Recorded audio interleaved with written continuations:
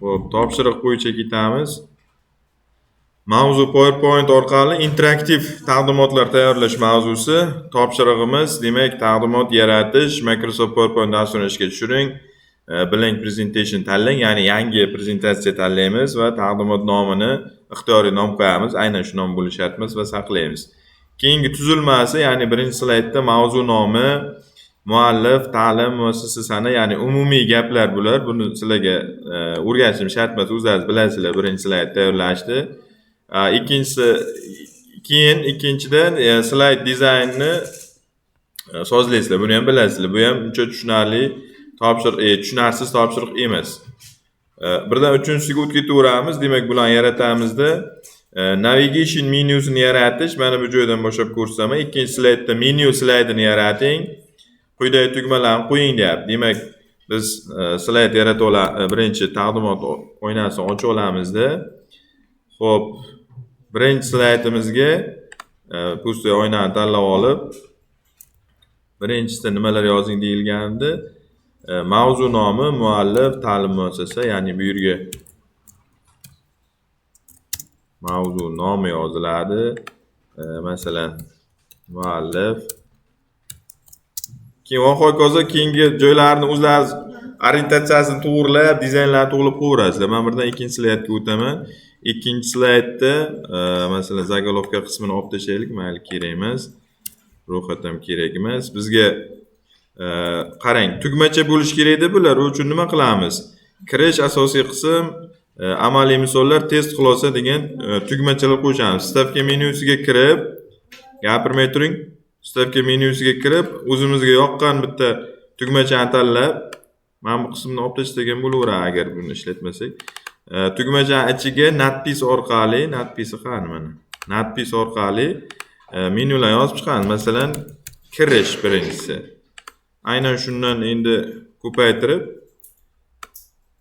siz boshqacha qilsangiz ham bo'ladi dizaynni. Kirish, keyin asosiy qism.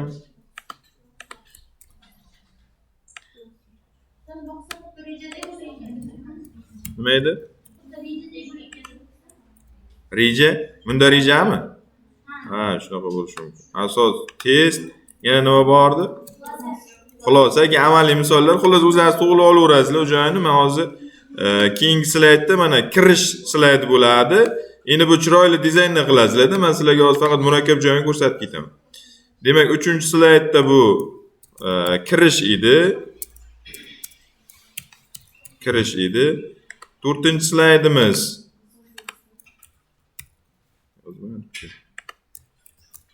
asosiy qism. 5-slaydimiz test.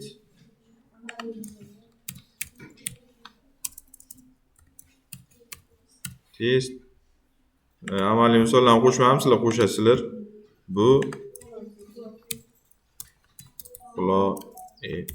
xulosa. Endi bu yerga qaytamanda mana kirish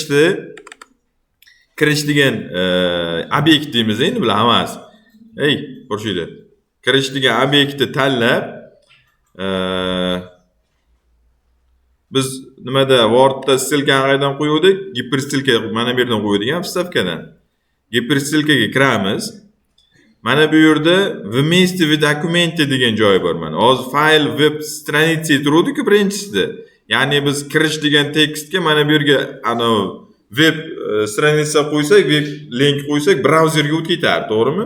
Mana tekstimizga kirish turibdi, chunki biz kirish obyektini tanlab stavka menyusiga kirdikda. Endi mana bu yerga agar bironta web link qo'ysak, brauzerga o'tib ketib qoladi. Masalan, o'tgan safar biz Xemesga kirishni ko'rdik shunaqa qilib. Lekin biz dokumentni ichida link bermoqchi bo'lsak, mana bu ikkinchisiga o'tadi. Место в dokumenti, ya'ni dokument ichida deganim endi bu. Ya'ni dokument ichidagi kirish mana tekst kirish, link kirish ustiga bosiladi. O'shanda biz kirish degan 3-slaydga o'tsin degan buyruq berib qo'ydik mana. Buni ham tanlaymizda. Buni ham giperstilga qo'yamizda. Bunga asosiy qismida asosiy qism linkini berib qo'yamiz. Buni ham tanlaymizda. bunga test linkini berib qo'yamiz. Buni ham tanlaymizda bunga xulosa linkini berib qo'yamiz. Mana hammasi tagiga chiziq bo'lib qoldi.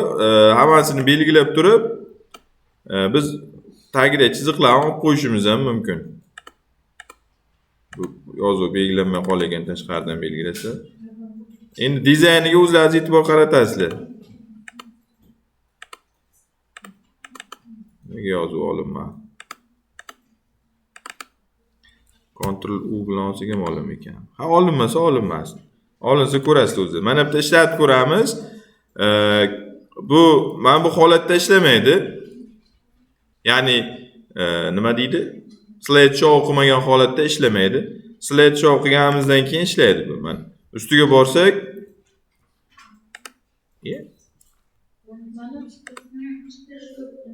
yo'q, bunaqa bo'lmas kerak. Ha, yozuvni ustiga borib bosish kerak ekan. Ha, biz xatoyimiz yozuvni ustiga link berdikda boya. Keling shuni chiroyli qilaylik. Salgina vaqtimiz ketsa ham mana hammasini qaytarib oldimda, keyin mana bu obyektga link beraylik. Yozuvni ustiga borib o'tirmasin bosayotgan odam, mana bu cook obyekt bor-ku foni, shunga link beraylik. Stavkaga kirib, giperstilka qo'yib, mana endi mana bu tekstga kirishtiruvdik-ku. Endi kirish yo'q. Mana bu yerga kirish tanlab ketaveramiz.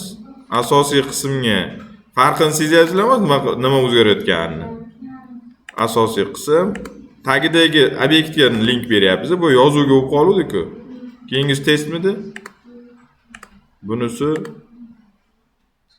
xulosa. Mana endi yana ishlatib ko'ramiz. Mana endi bu yerda chizilib qolmadi-da.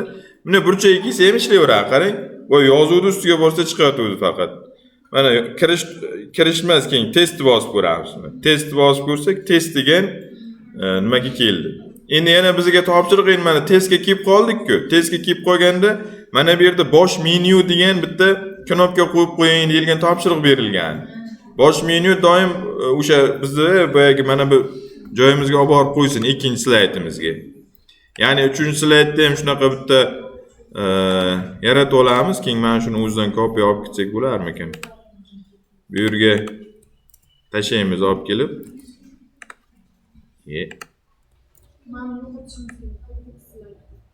Ha, endi bunaqa joylarni o'zlaringiz qilaverasizlar, olib tashladim. Yozuvga bosh menyu sahifa mayli. Sahifa. Bosh sahifa deymizda, obyekt ustiga bitta bosib, stavkani bosib, bosh sahifa qaysi? Ikkinchi slaydmidi? Ikkinchi slaydni link berib qo'yamiz. Aynan shuni o'zidan kopiya olib, bularga ham qo'yib chiqamiz.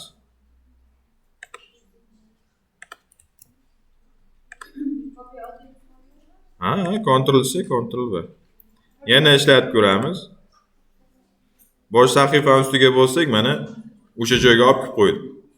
Endi bu bosh sahifa emas, nima edi bu? Menyular satrimi, nima deb nom berasizlar.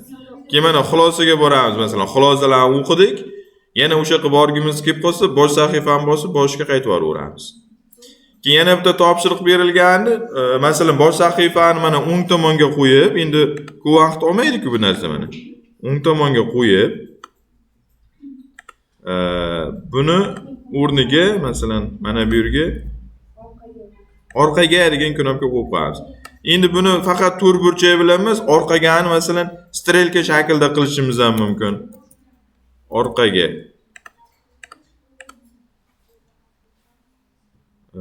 Figurasini orqa degan strelka qani?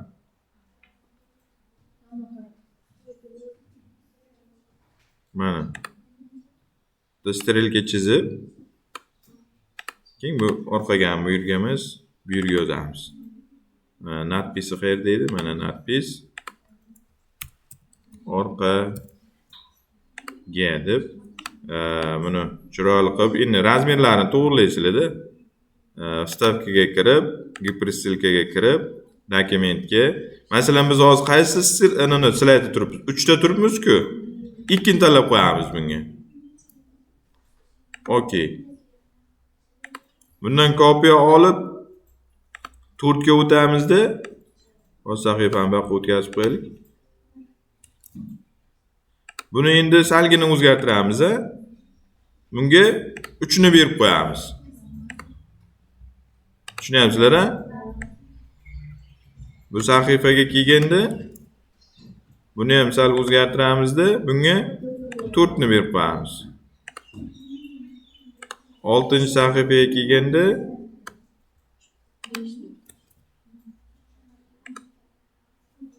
5 ni tanlab qo'yamiz. Bo'ldi. Undan keyingisiga o'zi 6 ga qayta olmaymiz. O'zi 6 eng oxirgi-ku. Yana slidshou qilib ko'ramiz. Mana bosh sahifaga o'tib ko'ramiz bir. Testga o'tib ko'ramiz. Keyin testdan oldingisi asosiy qismida orqaga qaytib ko'ramiz. Mana asosiy qism, yana orqaga qaytib ko'ramiz. Kirish, yana orqaga qaytib ko'ramiz. Bu menyuga kelib qoldik mana. Tushunarlimi? Endi yana bitta joyi, endi test degan qismini tayyorlaymiz sizlarga. Testda nimalar bo'lsin deyilgan edi. Topshiriqni bir ko'rib olaylik. Xo'sh, mana bu qismlarni o'zingiz qilaverasizlar. Hali testgacha yana bitta joyi bor ekan. Matn yoki rasmga animation qo'llang deyildi. Ya'ni trigger yordamida animatsiyani tugma bosilganda ishga tushiradigan qiling. Biz animatsiya qanday ishlaymiz? Animatsiyamiz odatda. Mana bu klaviaturani strelkasini bosib ketaversak ishlaydi odatda yoki mishkani bossak ishlaydi, to'g'rimi? Lekin bizning topshirig'imizda hozir qaysidir knopkani bosganingizda animatsiya ishlasin deyilyapti. Trigger deyilganda u. Demak, u bizga testni birdan ko'rsatib ketaman. Testimiz ham xuddi shu narsani o'zi ikkalasi umumlashib bitta bo'ladi, lekin siz alohida topshiriq bo'yicha qilib ketaverasiz. Masalan, test tuzyapmiz. Savol berildi. Savol berilganda javoblar bor. Masalan, siz yanada chiroyli qilasiz buni. Va har safar aytaman-ku, nimani ishga soling deb. Nima edi? Dizayn. Detni.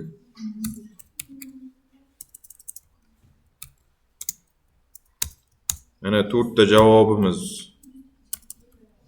bor. Endi savol berildi mana. 4 ta javobi bor. Savolni o'qib, to'g'ri javobni ustiga bitta bossak, to'g'ri degan animatsiya chiqsin. Agar noto'g'risini bossak, qayta o'rnib ko'ring degan animatsiya chiqsin. Xuddi hozirgi trigger degandan qilamiz buni. Endi uni qanday qilamiz? U uchun biz mana bu yerga yana qo'shimcha bir ikkita yozuv olishimiz kerak. Xo'p. Qayga yetib qoldi?